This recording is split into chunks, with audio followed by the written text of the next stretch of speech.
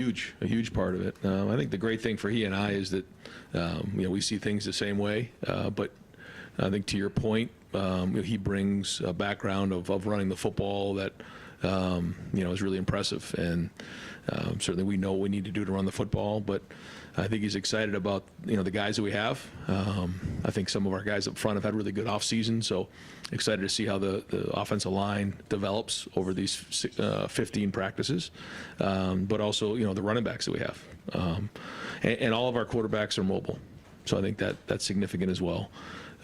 But it's been great, just early on to exchange ideas of things that have gone on the last few years for him, things that we've done here, and as we go, what's going to be right for Ohio State, we'll continue to develop that.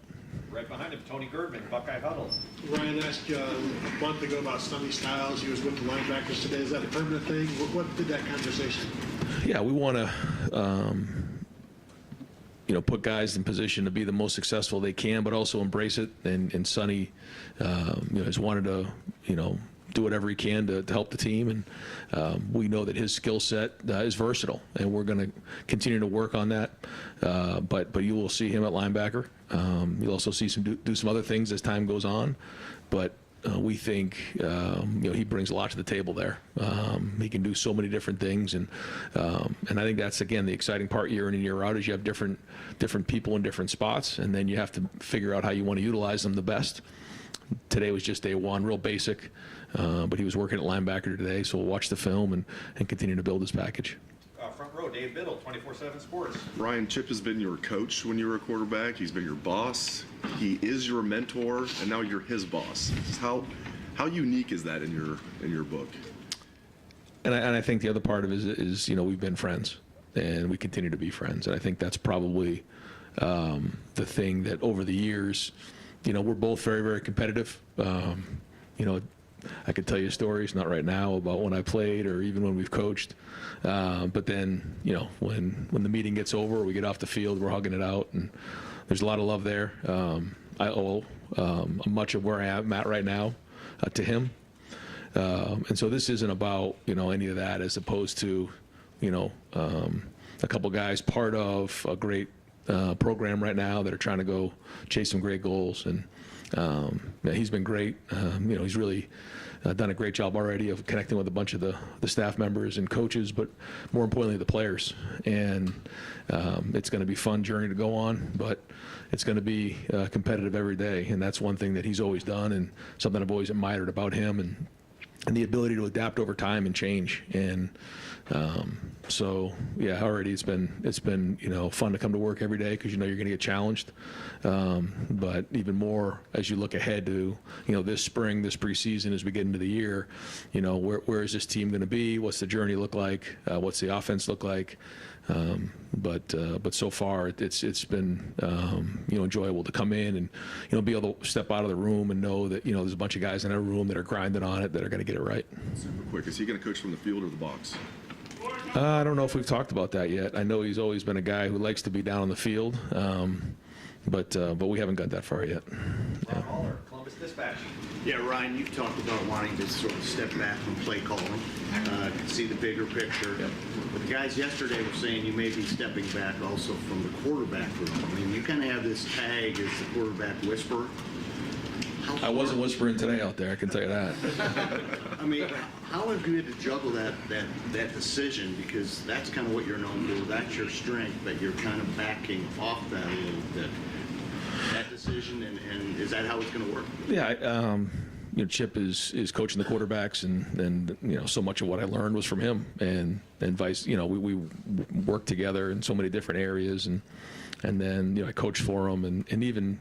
It's with the Eagles and with the 49ers and with him, there's just a lot of back and forth there. And so there's a lot of conversation. And so I'll still be very much involved, but certainly, Chip is running it. He's going to run the meetings. He's going to do all those types of things. But there's a lot of give and take there as well, a lot of conversation. And but it's a good group of quarterbacks. They've got really good leadership. They've had a really good off season. I think all the feedback we're getting from Mick has been very, very positive. I think we counted up between 7-on-7 and team reps. I think we had 150 reps today, and that's a bunch. And that's great because that's what these guys need. And the more we can spread those around, the better. Pat Murphy, 24/7 Sports. Brian, with the quarterback situation, you have some veteran guys, Yep. but none of them have a ton of experience in games in your offense.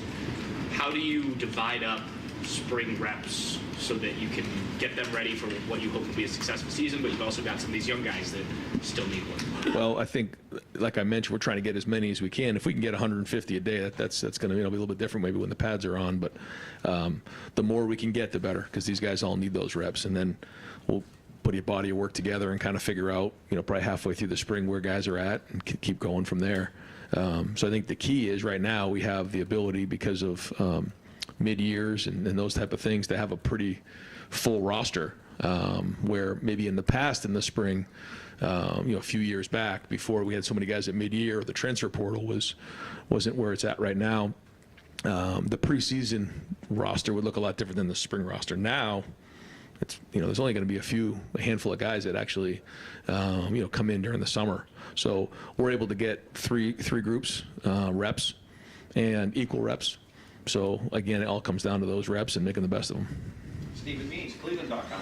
You mentioned last time we talked to you about Josh Pryor potentially playing some guard in the spring. We saw Luke in there today as well. What do you like about him on the interior?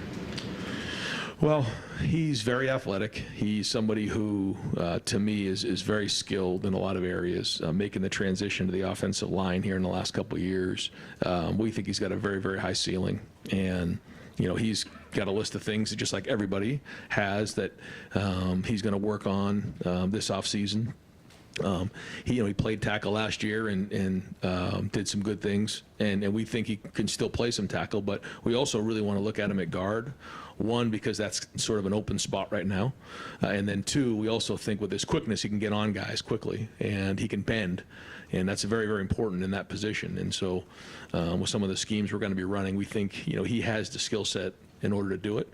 So now he just needs the reps to go, prove he can do it. I think we'll come up for air in the spring and figure after spring's over and figure out what kind of progress has been made, evaluate it, and then go from there. Spencer Holbrook, Letterman Road. Ryan, I don't know if you've had a team with this much experience on the spring roster. Right. When you have this kind of situation, does it become advantageous for you guys to be able to get so many young guys reps because you can kind of set the veterans off to the side and know that they're taking care of their business? Yeah, like I mentioned before, there's guys that are different points of their career on the roster right now, and so as time goes on, right now we just want to get as many reps as we can and get these guys going. But as time goes on, I think to your point, we have to evaluate some guys. Some guys are working on getting things better. Let's take a guy like JT or Tyleek or Cody Simon. I mean, they have a list of things that they're trying to get done purposefully this spring. Then there's some guys, take some of the defensive linemen like Jason Moore, Caden McDonald, Will Smith. I mean, these guys are trying to push to get on the field and play. Completely different position. Take a guy like Jeremiah Smith, who's a freshman who just literally got here about a month or two ago and is learning the offense for the first time. Then you have guys like Quinshawn or Will who have played football before, but now they're learning our offense. So all different guys in different points of their career. So we want to get as many reps as we can, but knowing that, like you said, there's certain guys that have played a bunch of football here, and the idea for them isn't to just get as many reps as we can. The idea for them is to be pointed in what we're trying to get done with them as the spring goes on. Austin Ward, the podcast. Ryan, you've always talked about the quarterback position battles as carrying over to practice 16 in August. With the way everything is changed in college football, is there any part of you that feels like that there has to be more urgency, or that it can't work that way anymore? Yeah, I hear what you're saying. I think we'll get a feel for how it all shakes out at the end of the spring, but to your point, it is different because of the portal, window opening, and we do have a bunch of guys in that room. So, we're hoping to see some delineation as the spring goes on. Dan Hope, 11 Warriors. Ryan, obviously, Chip, a lot of his background is, coaching offensive linemen. What made you confident he could be the guy to coach for quarterbacks this year?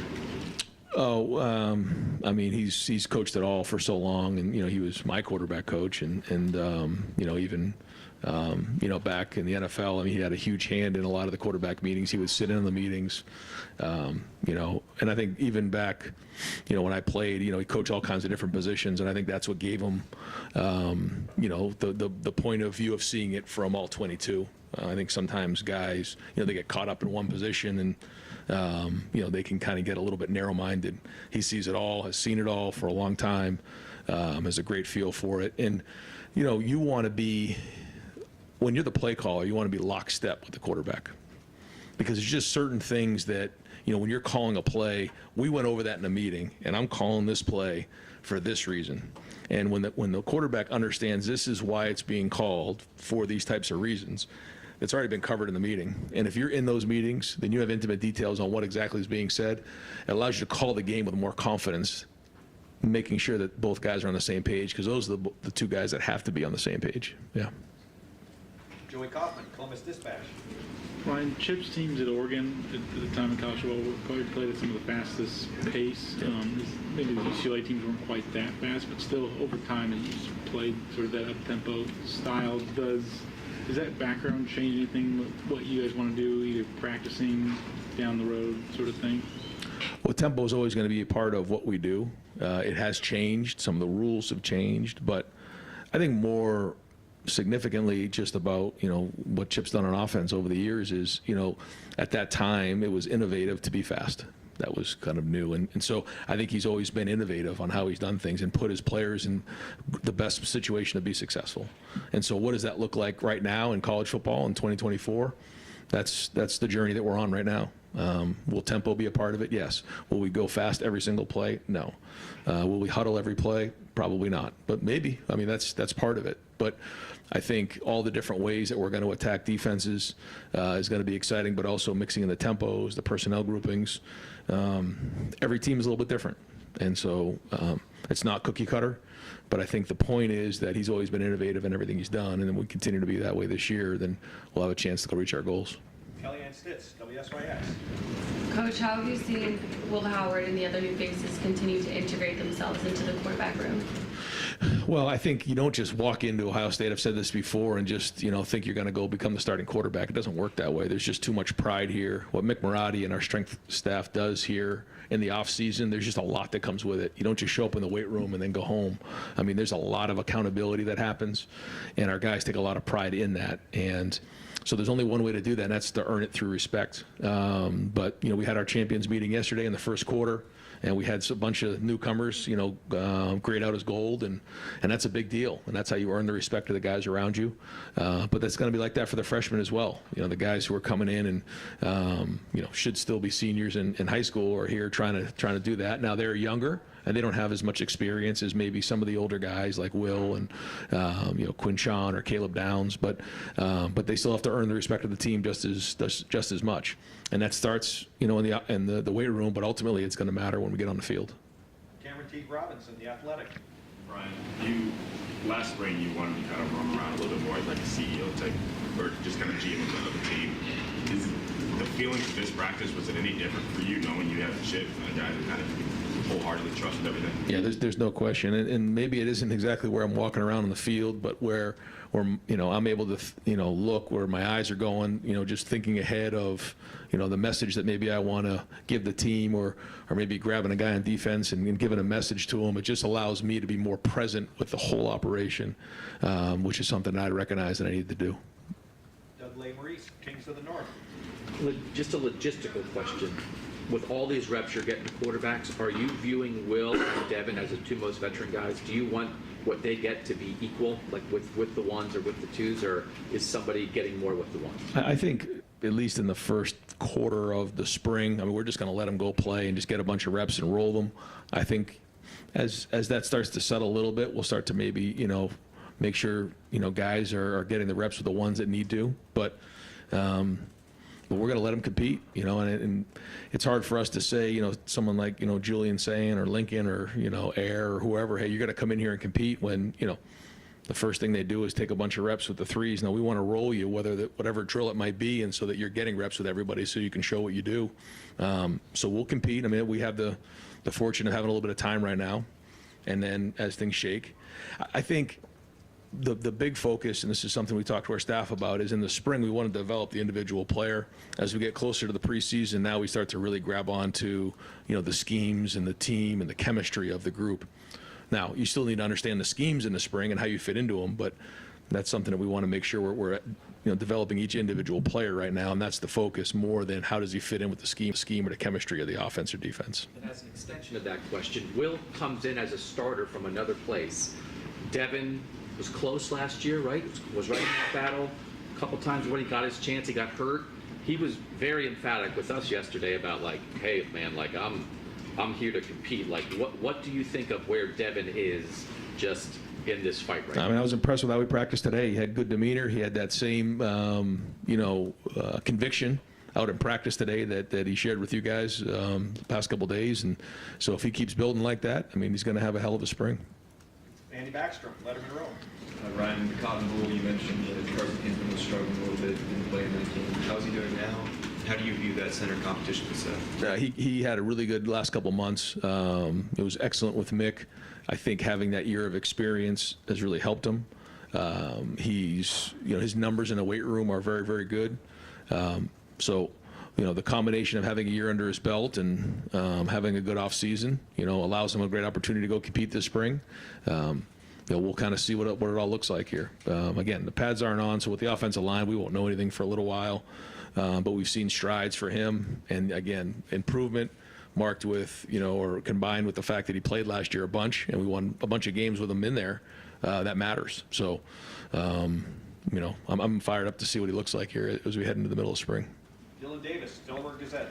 Talked about developing the individual with the quarterbacks. For Julian and Air, like I guess, is there anything in particular that you're looking for them to like maximize their spring if they come away saying we did this or got better at that would maximize their spring? I know they're just trying to find their way right now. Yeah. But you're right. I mean, they're learning what to do. That's the first level. Like we talked about this before. The first level is what to do, then how to do it, then why you're doing it, and you know what is, you know, the first thing right now. That being said, make great decisions, be confident, and take care of the football is going to be the things that they got to do. Compete your tail off, trust it, but they also have to put in a little extra work because they don't know. So, you know, when you walk on the field, can you take a meeting to the field, or do you need 3 or 4 reps in order to say, okay, now I got it? As opposed to the real good ones, it's one mistake, I learn from it, I move on, and I continue to build fast. If we can see those type of trends, then we'll have something. Bill Rabinowitz, Columbus Dispatch. Yeah, I was just first day, but I was curious your very first impressions of the new guys, of Will, seeing them on the field, Will and Caleb Downs and Quinshawn, Seth McLaughlin, even Jeremiah Smith. Yeah, I think all flashed. I mean, you notice them. When it's going that fast or we're getting that many reps, it's hard to really focus on one guy, but, you know, they all flashed at times, and so we'll get on the film and kind of look, but you can see the talent in all those guys. Nathan Barrett, Cleveland.com.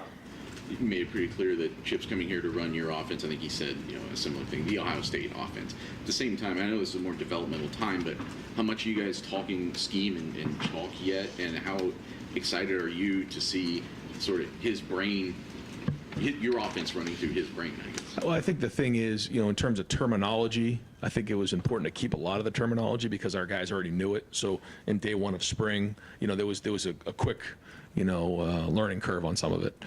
Now, that being said, what we've done here has been a lot of what I learned from him when I was with him before. So this is not like, you know, 2 different, offenses trying to come together. What we've done here, there's been a lot of great things. What he's done has been, by the way, again, a lot of what we've done is what, you know, I took when I came from, you know, the NFL from him and, you know, when I played for him. So there's just so many things in common, and a lot of times we'll be in meetings and, you know, he'll kind of look at me and say, you know, is it this play? Yes, it's just another word for it. So the terminology we tried to keep somewhat intact. He's made some tweaks already to the run game that I think have been excellent, and will continue to be that way. But it is important, I think, as I've thought about this, to make sure that, you know, we are keeping it the Ohio State offense. This is not, you know, my offense or his offense or somebody else's offense. This is the Ohio State offense, because we want it to be sustainable. We don't want, you know, someone to come in or come out and then all of a sudden has to change. And I think that's been important to make sure that you know, continues now through into the future. Whitney Hardy, WCMH. Ryan, lots of new faces today, and having Chip now here with you, just kind of a softball question here. Was it fun out there today? Because there's so much pressure we always talk about here. Was there any different level of fun today versus maybe the last couple of years? I think being around a group of guys that enjoy being at work every day like they are is fun. Yeah, it is. And it has to do with, the staff, but it really comes down to the players. These guys bring energy every day.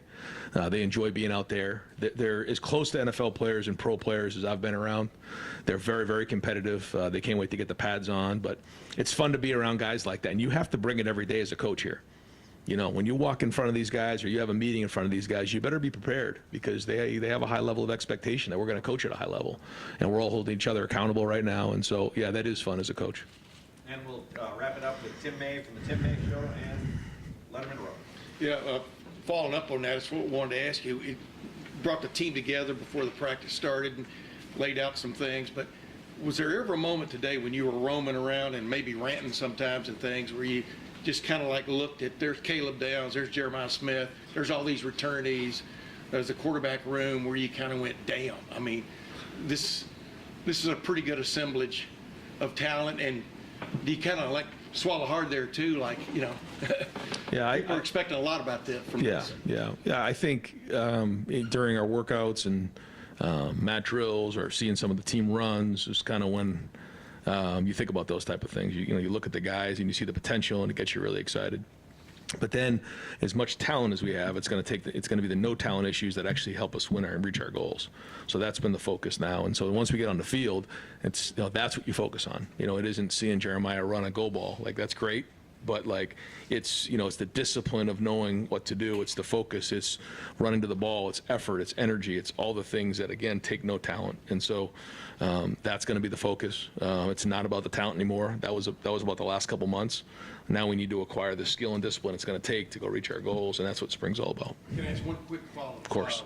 Has Chip embraced this role of working under you? I mean, how have you noticed his approach?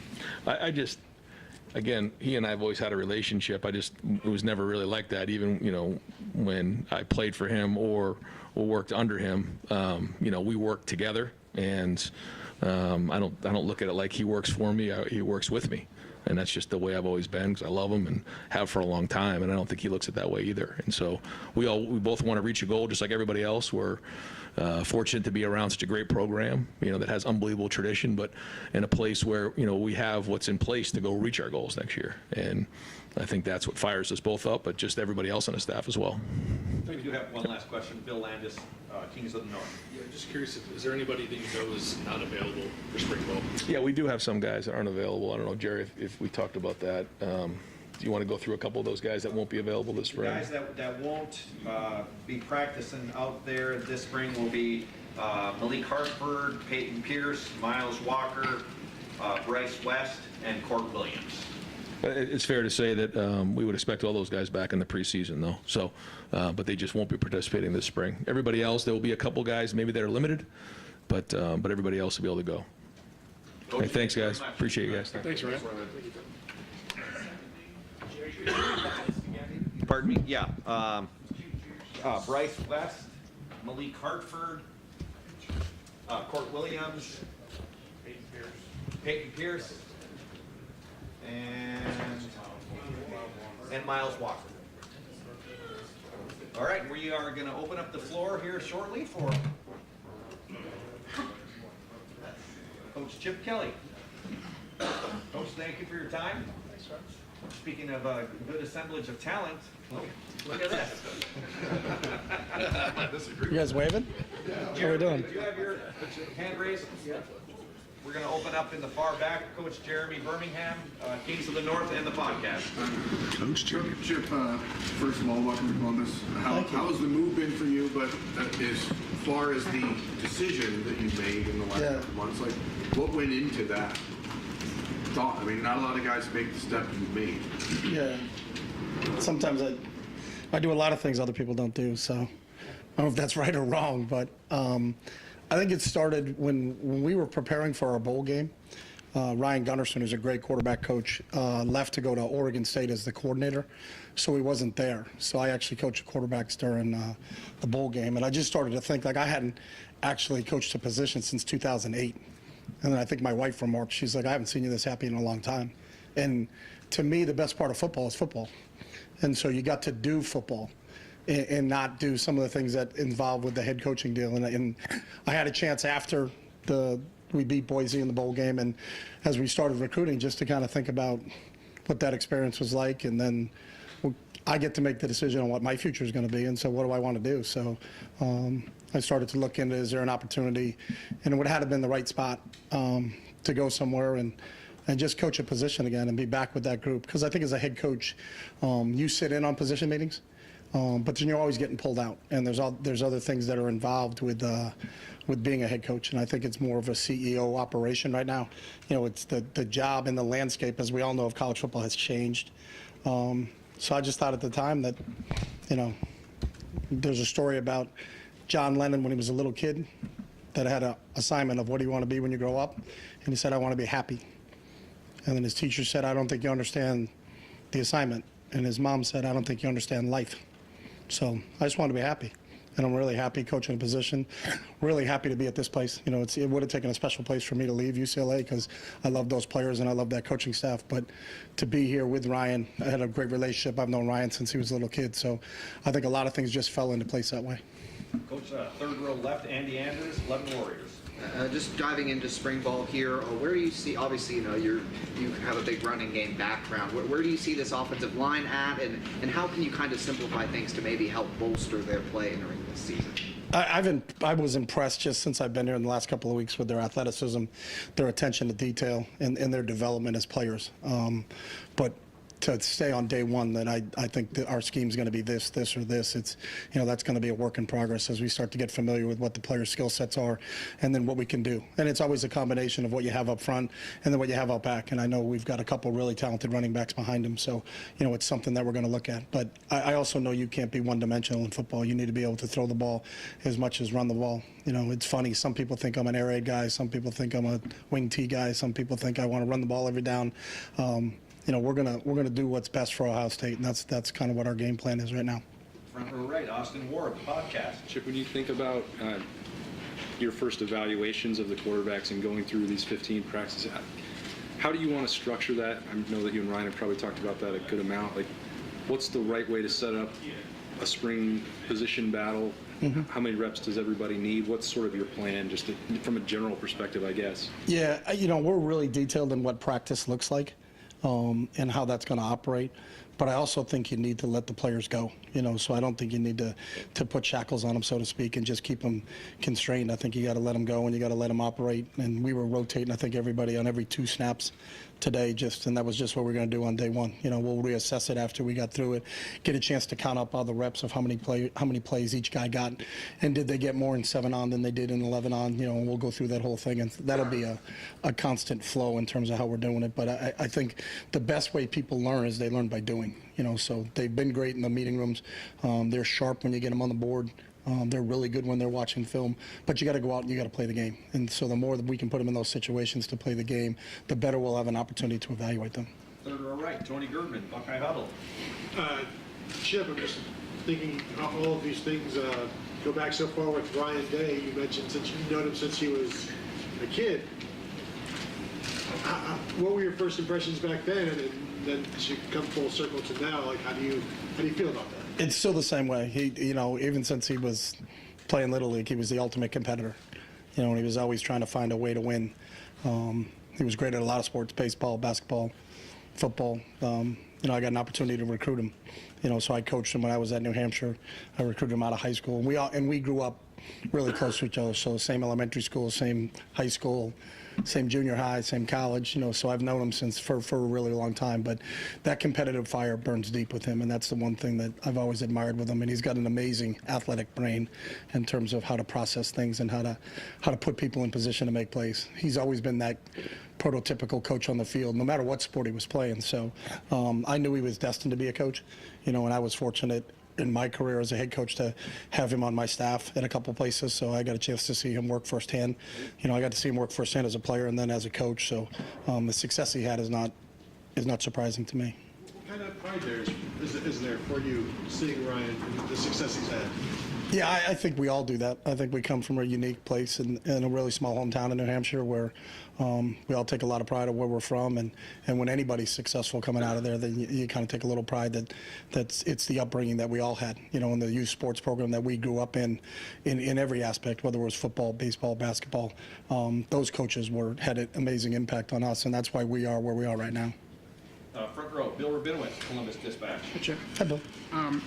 Ryan said he doesn't think of it as you working under him, it's working with him. The fact is, he's the head coach, you were the offensive coordinator. He makes me call him sir, though. He just said, "Can you do that day one?" And I was like, "All right, Ryan." No. No, but, I mean, he ultimately is the decision maker. You've been a head coach.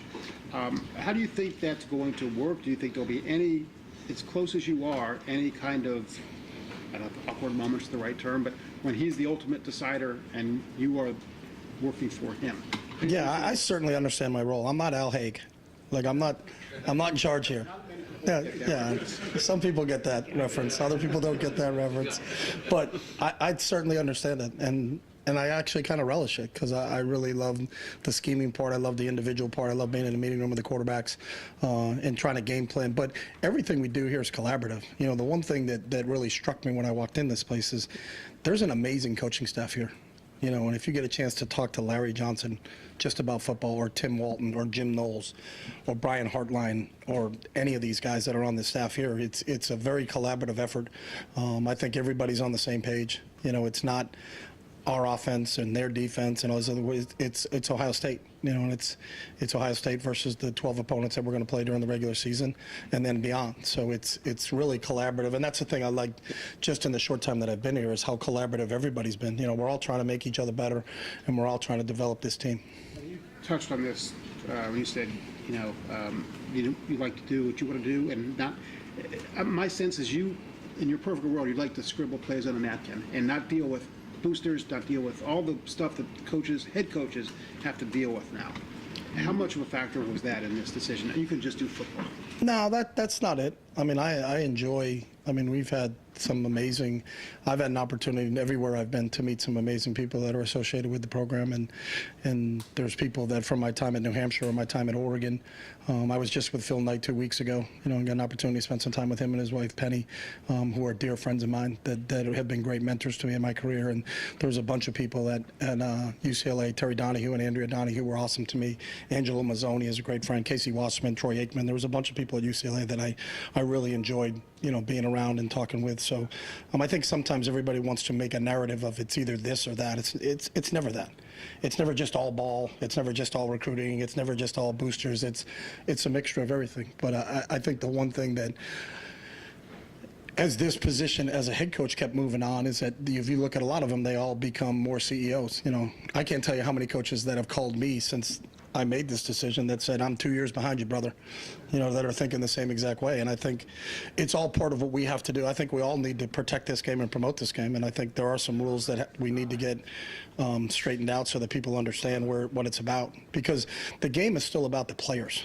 And I hope that never gets discounted. You know, it's always been about the players. And I think if we can keep that at the forefront, the people that are making decisions on this, and I think Gene Smith is one of the best influences in the NCAA, is to make sure we keep that the main thing. The main thing needs to be the student athletes. Right behind him, Nathan Baird, Cleveland.com. You know, you're coming in at a time where you've been through some places where the expectations are high, I understand, but you're also coming into a juncture where, you know, the 3 losses to Michigan, the not making the playoff last year, the urgency is pretty high here. I guess just sort of what perspective do you have on kind of the stakes that there are for Ryan this year and the decision that then he makes to bring you in to kind of help solve that? Yeah, I think the expectations can be no higher than they are in your own brain. You know, and I think if you try to worry about what other people are thinking in their brains, you're going to get screwed up a little bit. So, you know, I talked earlier, the one thing about Ryan that I know about him and has always been, he's the ultimate competitor. So there's nowhere that has higher expectations of Ohio State than Ryan does, nor the rest of us that joined him and are part of this and that are working with him. So I don't think, I think sometimes you can spend too much time thinking about those things. What you really have to do is just there's a big sign as you walk into this place that says win the moment. I think that's a real thing that we have to do as coaches, is to make sure that our players aren't worried about what's going on in the future, or aren't worried about what's going on in the past, or worried about, can they get a little bit better today? And can we make improvement? And I think the one thing that I've seen here, and I've only been here for 3 weeks, but there's a consistency to the players' approach when they walk in this building every day, which is, it's unique. It's not like that everywhere else. And it's one of the things that I remarked to Mick when he said, hey, what do you think? And I was like, it's impressive. It's impressive, the culture of the players that are in this program right now. But I think it speaks a lot to the leadership. There's a lot of older players on this team, and they've set the tone for the younger players. And I think the younger players have done a great job of fellowship and getting right in line with that. He's never handed over play calling to someone before. What does it mean to you? I guess he technically did it to Bill when he was here for a couple weeks, but what does that mean to you to kind of be getting that responsibility, calling essentially the offense that you gave him, I guess, in some ways? Yeah, I still think the play calling part will be a collaborative effort. And by that, I mean that if it's a good play, I called it, and if it's a bad play, he called it. Because the great part as an assistant coach is you can point the finger a little bit and just say, hey, I wanted to do this, but he trumped me. So we haven't actually discussed game day yet. We'll see how that operates. But everywhere I've been, it's been a collaborative effort. And all of a sudden, someone that's calling the plays isn't like pulls one out of left field that you hadn't practiced and hadn't been part of your offense and said, hey, let's do this. We're not running the annexation of Puerto Rico. We're not coming up with something special, in the middle of the fourth quarter that we haven't done. But I think it's the key to really being successful on offense is how you game plan, how you put it all together, and then how you practice and train for that so that you get a chance to execute it. Because the player's confidence comes from their demonstrated ability, that they've done this so many times in practice that when they get out on the field, that this is like that to them. It's not that they do it till they do it right. It's they practice it so much so that they can't do it wrong. So, I think it's that whole part of it that is really the key to being a really good game planning team. Second row right, Doug Maurice, Kings of the North. Chip, when you had that feeling when you were coaching the quarterbacks during bowl preparation, did you consider at that point maybe resigning as the head coach and thinking like, this is not where I am anymore, I'll leave and then I'll look to see what else is out there? No, I never thought about quitting anything. So, is there an opportunity that I think I can, that fit? And I think that's it's no different than when you're talking to a recruit about them making a decision on where they're going to go to school. I think that where they should go to school is where the best fit is for them. So, I just entertained some opportunities, and I felt like this was the best fit, but I never thought about quitting or not coaching. I'm going to coach. I'm going to coach, and then I'm going to die. I mean, that's how I think. I think about things. Is I can't picture that. I know I was on the Nike trip, and they like, how much longer are you going to go? And I said, I have to go another 15, 20 years. I don't think about retirement. I don't think about any of those things. That's just not kind of my mindset. That I love football, and as long as I can be part of this game, then I'll be part of this game. And do you have just the way things worked out with your departure from UCLA? Is there anything that you wish you had done differently, or anything you regret, or just the circumstances that presented themselves? Do you think that you handled that departure the best that you could have? Yeah, I mean, I got an opportunity to tell my players personally. I think in this day and age of the internet where they read it somewhere else and you have to text message them, that was always important to me, that I wanted to make sure I talked to my players and explained the reasons of what I was doing. I wasn't leaving to take a head coaching job somewhere else. I wasn't thinking that the grass is greener at another university. It was just in my personal situation. This is what I wanted to do. I wanted to take an opportunity to go be a position coach and coordinator, and that's how it fit. What I was happy is that I always thought Deshaun Foster, I think the world of him, and I think he's special, and the fact that they gave him the opportunity to take over there was, it worked out. I didn't have any say in that decision.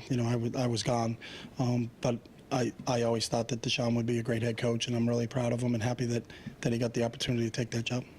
Right behind him, Rob Aller, Columbus Dispatch. Yeah, Chip, your reputation as innovator. Was part of the appeal of this is that you get to get in the weeds a little bit? Maybe not mad scientist, maybe too strong of a word because you're working within a system, but was there an appeal of, I get to get my hands dirty here again and innovate and get back to that side of things? It was, but it was really more important of who I get to work with, and so knowing I know a lot of guys on this staff besides Ryan also. So, and I know what their mindset is and what their values are and how they do things. And so I wanted to be a part of that. But there's a part of that, yeah. And how much of a teacher, you get labeled an innovator, but teaching's a part of this. How much is of a teacher are you, and how patient are you? Yeah, I think we're all teachers. I mean, education is the transportation of knowledge, so it really doesn't matter what the coach knows. It matters what the players understand, so you have to be able to make sure that while you're implementing things is what resonates with them and how does that come back to them. So, a lot of our teaching styles that we've learned is more the Socratic method of there's a lot of questions, and a lot of check for understandings just to kind of find out where the players are coming from, because it's what they know that's ultimately going to win games, not what we know. That we're not playing the games. We're not stepping across those white lines. And your job as a coach is to create an environment where they have an opportunity to be successful and then get out of their way and let them go do it. So I think the teaching aspect is huge, and we continue to research, some of the latest trends in teaching to make sure that we are transporting that knowledge to our players. Second row left, Steve Hellwagon, 24/7 Sports. Yeah, Coach. Just curious, you got 5 scholarship quarterbacks with differing levels of experience and age and everything else. Not to anoint him, but just want to ask specifically about Will Howard.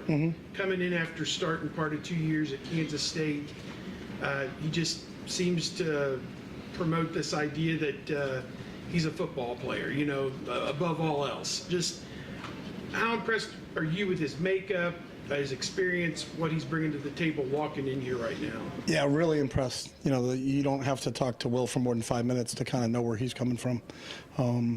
He's really focused. He knows he's got a short window left in his college career and really wants to capitalize on what that is. There's a maturity to Will. I've had my experience in this thing since the transfer portal opened in college football is some of the best players I've had an opportunity to coach were transfers. Sometimes when you're a true freshman and it's 5 years out, it's like, hey, I got a ton of time. And sometimes when you're a transfer is that I've got 9 months. So there's a sense of urgency, I think, when you're dealing with transfers, and I think Will has exuded that since he's been here. But the other thing that just in the short time that Will's been here is how quickly he's fit in with the entire team, and how much the rest of the players respect him. He was one of the Gold Award winners for his work in the weight room in this offseason, so that says a lot for him coming in here as in a short time being able to win a weight room award, to start off.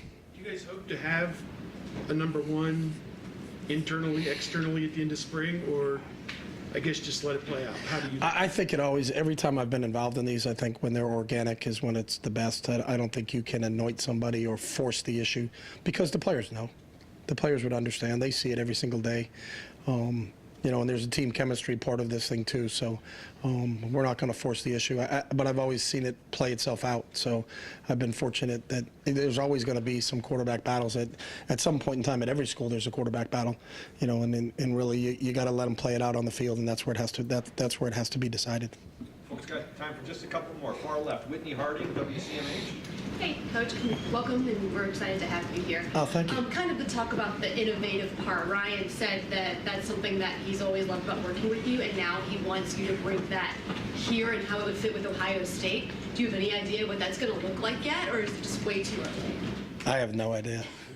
I think part of it is you're trying to put the players in position to make plays. So a lot of that comes from getting to understand the players and what their skill sets are and how we feature what their skill sets are. And the one thing after day one, I can tell you that there's a lot of skill set out there. So that's what gets you excited. That's what you jump out of bed in the morning and you're excited to go to work because of the talent that you get to work with. But the one thing that's the most impressive is the work ethic that goes along with that talent. It's not just empty talent.